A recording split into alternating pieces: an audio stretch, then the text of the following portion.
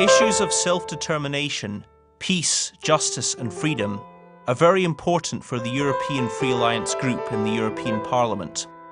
That's why a delegation of 3 MEPs visited Palestine to witness at first hand the situation in the West Bank, to see for themselves how ordinary people are managing in their day-to-day lives with all of the challenges that they face.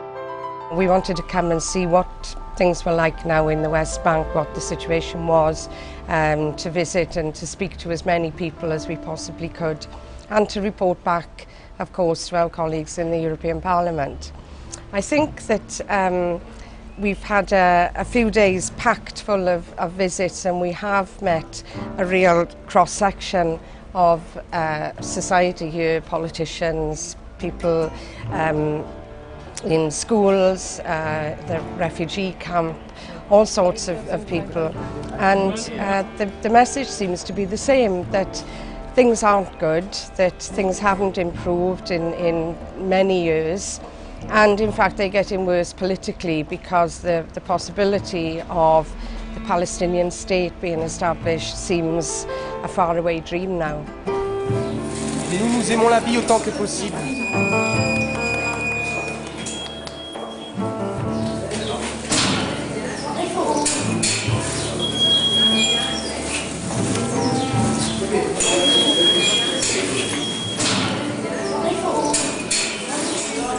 Hebrón é o símbolo e o exemplo vivo deste sistema de discriminación. É tan dura a vida ali que incluso pois a xente ten restriccións para ir á escola diariamente. Vimos como os meniños non podían acceder á escola pola que accedían normalmente. E todo porque se instalaron ali 400 colonos xudíos.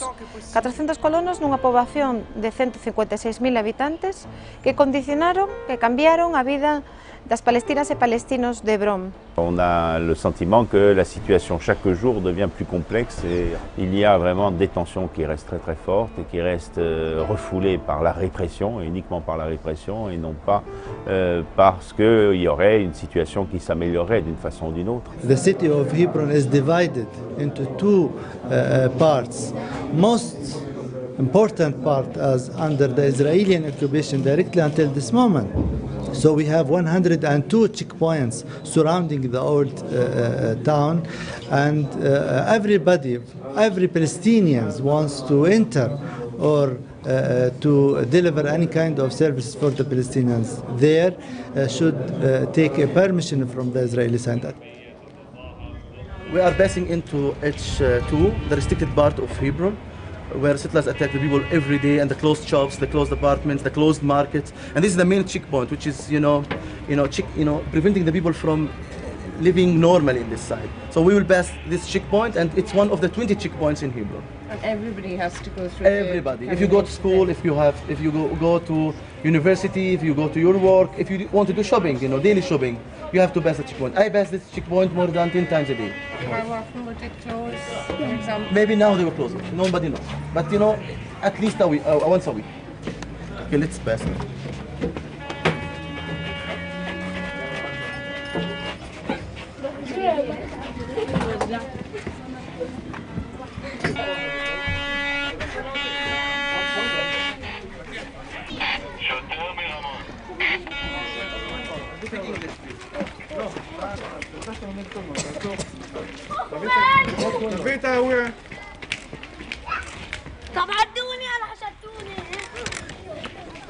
Okay, I will take it when I come back, okay?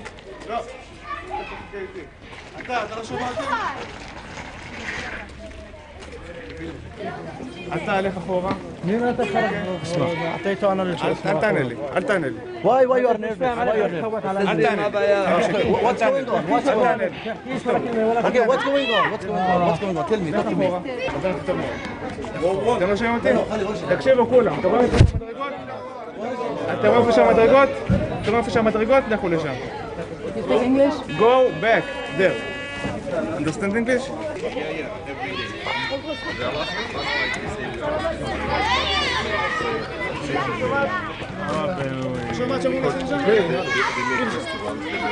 Allô. Vas-y, t'es regarde. Voilà.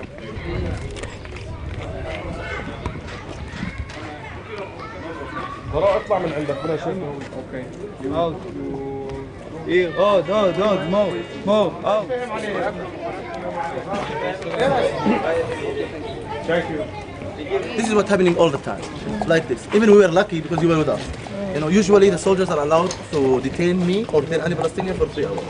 And usually they tell us, okay, 3 hours, you wait at a checkpoint 3 hours. You know, it means 3 hours. 3 hours and 3 hours and 3 hours. It's every day like this. And they arrest, you know, here, every day almost 1 or 2 Palestinians. For nothing. It's like Every this. day. Yeah. Every day. And yeah, every day. And if we The West Bank city of Hebron is a flashpoint in the Israeli-Palestinian conflict. Settler activity has led to violence against Palestinian civilians, destruction of Palestinian property, and abuse of Palestinian rights under international law. Discriminatory privileges for settlers further compound these abuses and create an environment in which settlers can act with apparent impunity. Limitacións de movimento para que esa rúa, a chamada Shuhada Street, este pechada, haxa 2 camiños, un para os palestinos e para os colonos xudíos, unha estrada asfaltada, unha estrada que evidencia que hai unha división, que evidencia que hai unha discriminación manifesta. Ali vai un colono na súa rúa, construída especialmente para eles, e aquí vai a xente palestina, totalmente separada.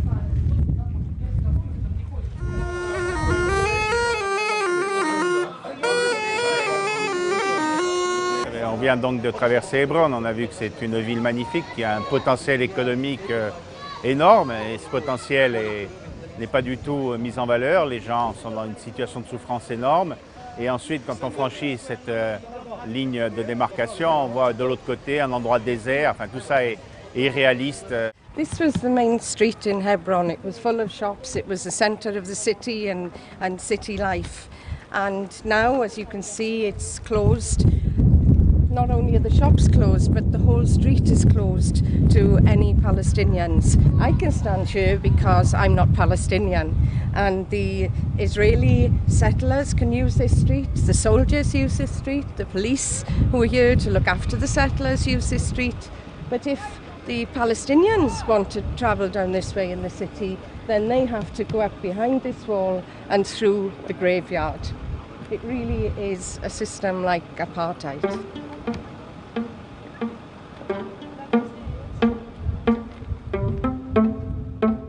They destroyed many shops in 2000 and they rebuilt them again, but the army kept them closing.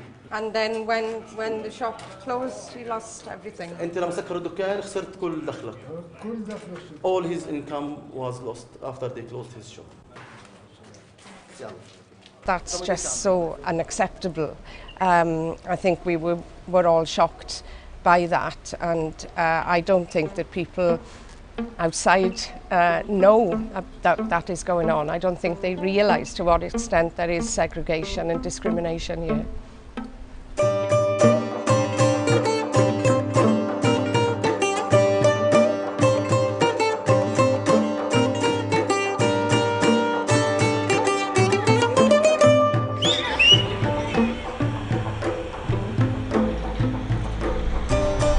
Freedom of movement is a prerequisite for accessing basic human needs such as healthcare, education, government institutions, workplaces, and for maintaining social, cultural, and family ties.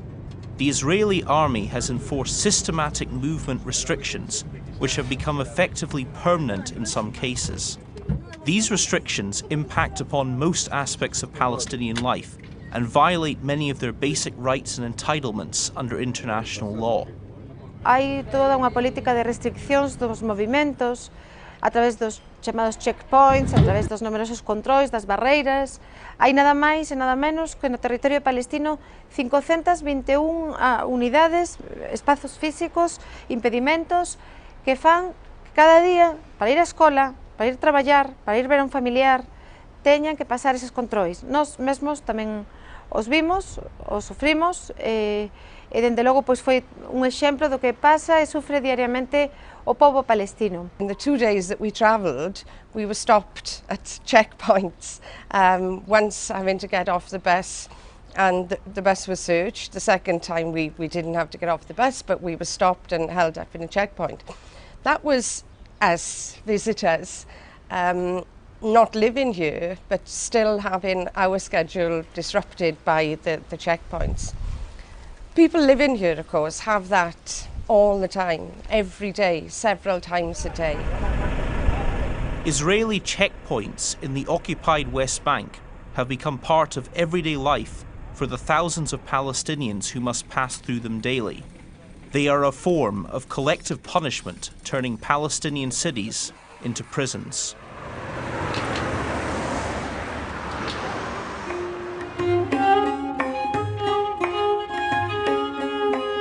But these closures in the West Bank do not consist only of military checkpoints and partial military checkpoints, but also of earth mounds, trenches, roadblocks, road gates, and above all, one of the largest separation barriers in the world. Le mur qui a été érigé ces dernières années est la preuve que la question d'Israël et de la Palestine, au lieu d'aller vers des solutions, va vers une aggravation.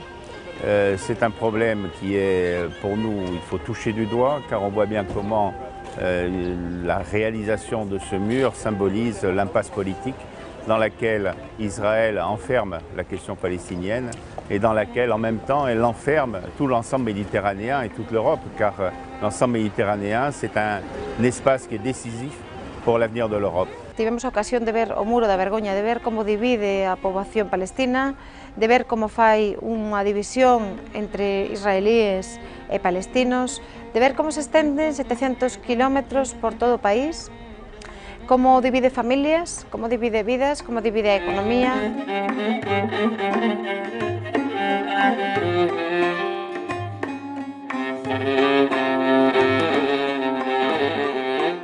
This giant wall has been built within the territory of the West Bank, rather than along the Green Line, which is the de facto internationally recognized border based on the Armistice Line of 1949.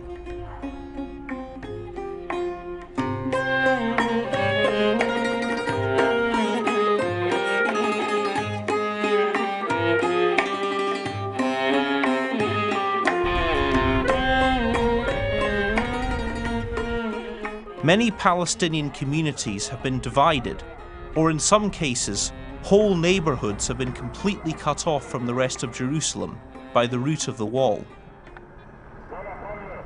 One of the most important things of this Greater Jerusalem concept is to create, as Netanyahu, as Olmert, as Barak, as all of their formers have repeatedly said, to create such a huge Jerusalem that it would be impossible to divide it. When the time will come to finally put the card of Jerusalem on the negotiation table, Israel can argue that dividing Jerusalem will actually harm her civilians. The more that you build around it, the more difficult it will be to separate it, and having East Jerusalem as the capital of a future Palestinian state, all of these enclaves will exist without having geographic continuity between one each other, surrounded by settler development.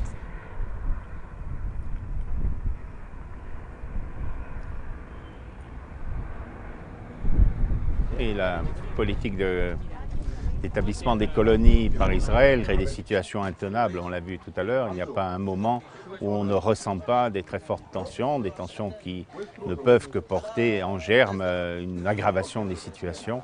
Et c'est une politique tout à fait irresponsable d'Israël que de vouloir avoir au sein du futur État palestinien des colonies de population qui viennent d'Israël et qui ici compliquent la situation, créent des tensions et empêchent toute évolution pacifique du conflit. Everything is connected. You know that game, Connect the Dots? It's pretty much the same thing here in Jerusalem. You see maybe a settlement here, a police station here, another settlement here, and you don't always understand why are they placed there? What's the point?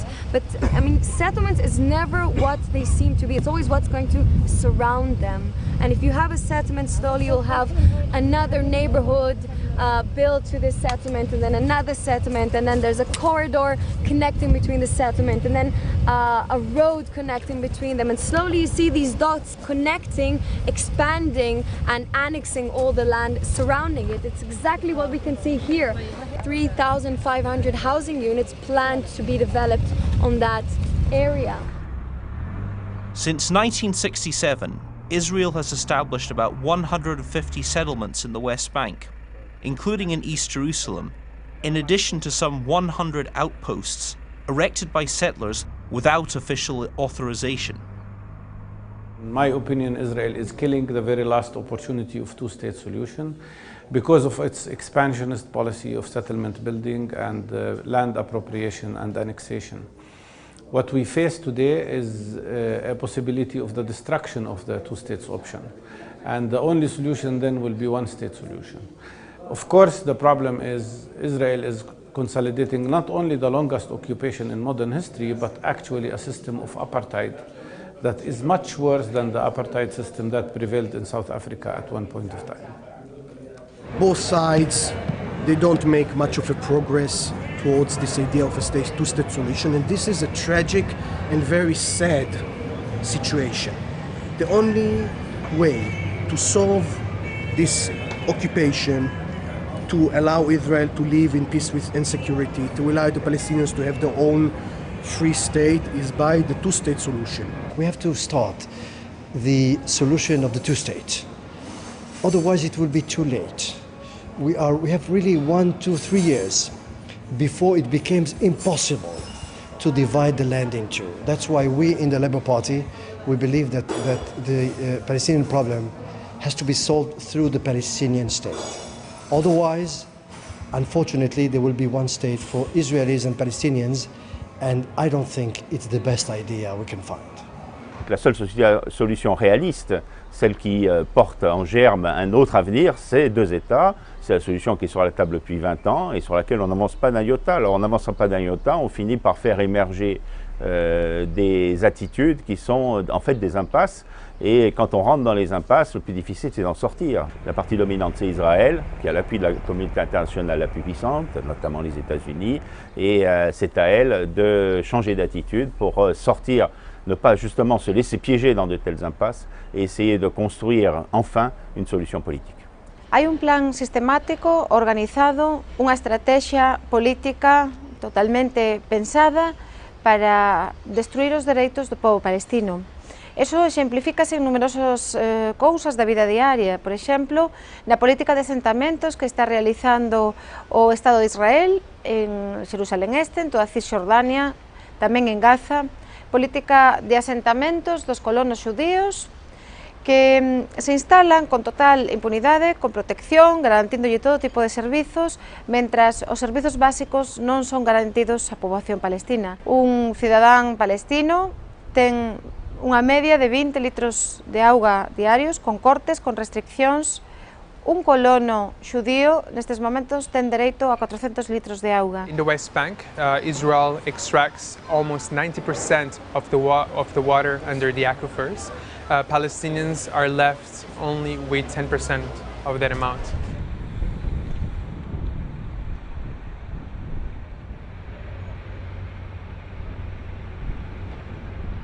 The extra water the Palestinians need, they actually have to buy back from the Israelis, even though it's their own water. People don't have enough for showers, for everyday use, things that we just take for granted.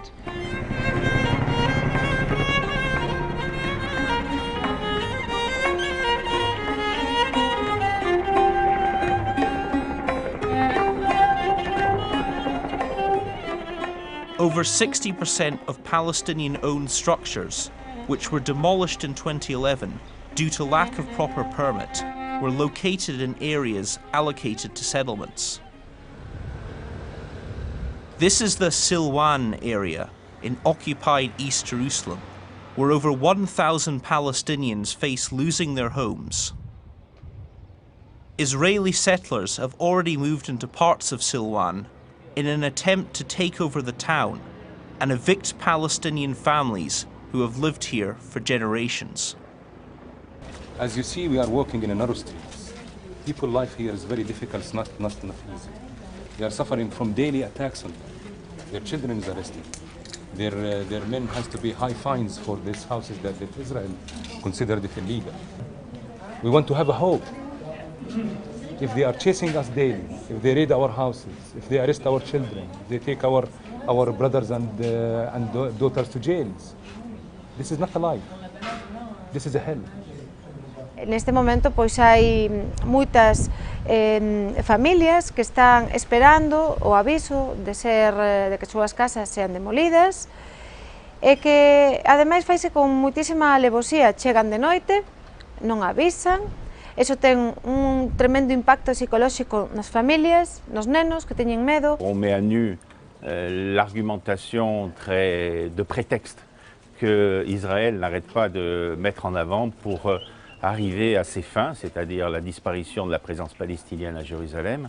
Et ces arguments prétextes sont faits en instrumentalisant la communauté internationale à travers l'utilisation des fonds et à travers également les grands thèmes qui sont mis en avant. On dit qu'ici on va supprimer le logement de centaines de personnes pour faire des découvertes archéologiques. On va avoir ailleurs, ce sera au nom des droits de l'homme qu'on va piétiner les droits de l'homme. This particular community has set up a communal area, a big tent in fact, where they meet, where they focus and plan their campaign, because they're determined to stay there. They don't want to leave their community. They want to stay there. Their children are there, their parents are there. And yet they are under threat, and they know that any time there could be a knock on the door and there'll be bulldozers and police and soldiers outside, and they'll just be moved. This is our land and this is our houses. We are not going to leave it. They can do whatever they want. We are staying here, we born here, and we'll die here.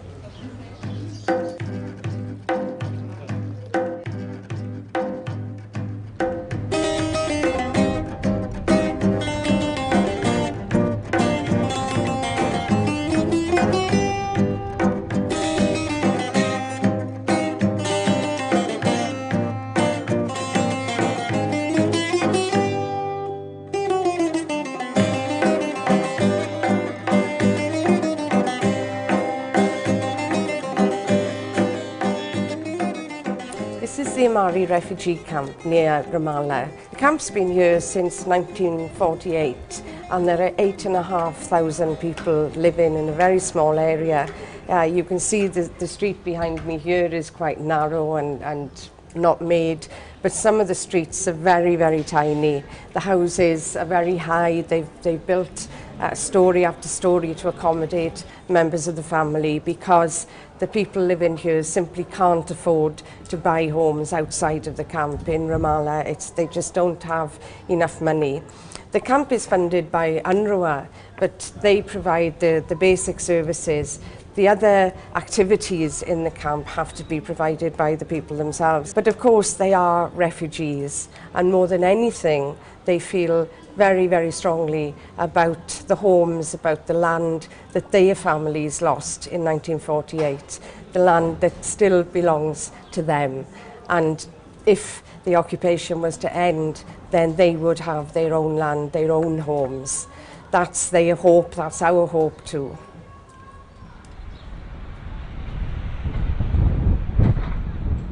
Aquí podese comprobar como é o campo de refugiados de Amari, ¿no? Como está en extrema pobreza, como hai unha ausencia de economía, como están as casas en malas situacións. Este é o exemplo das persoas as que non se lle deu unha solución política. Mentras este campo está aquí por máis de 60 anos, ali enfrente, naquelas luxosas casas, construen asentamentos a poboación xudía con total impunidade. C'est une situation qui ne peut se débloquer que si ces personnes qui n'ont même pas une carte d'identité, qui ne sont que des réfugiés. Il faut qu'ils trouvent un statut. Et pour qu'ils trouvent un statut, il faut que l'État palestinien se crée. C'est de la nécessité. On ne pourra arriver à des solutions que si on remplit ces préalables. Or, aujourd'hui, on repousse les préalables. Et en repoussant les préalables, on empile des étages sur les étages, des gens sur les gens, des frustrations sur des frustrations.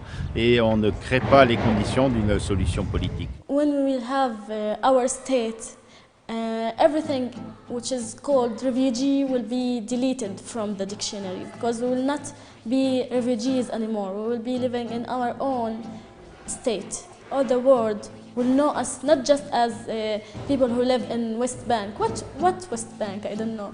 But we will be known as Palestinians living in Palestine, in a place, in a state on the map called Palestine.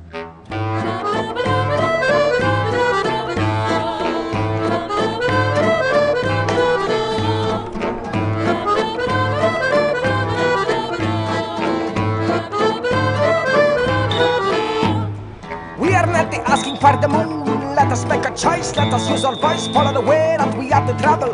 Follow the way, not is one important. Some alone that you but the news. Make a mother cry, make a people die. It is not in this silly situation. We can build a better future.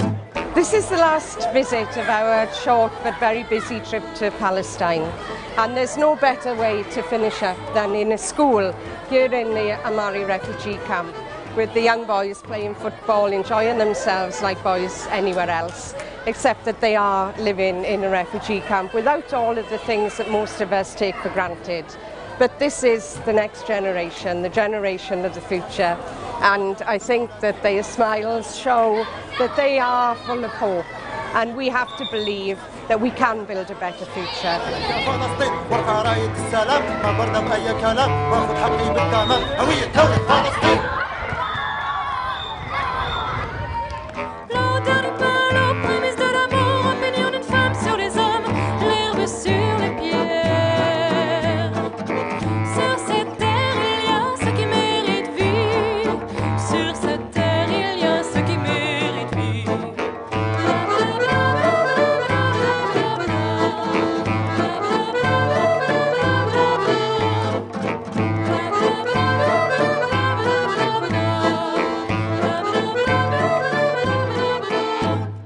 We are not asking for the moon. Let us make a choice, let us use our voice.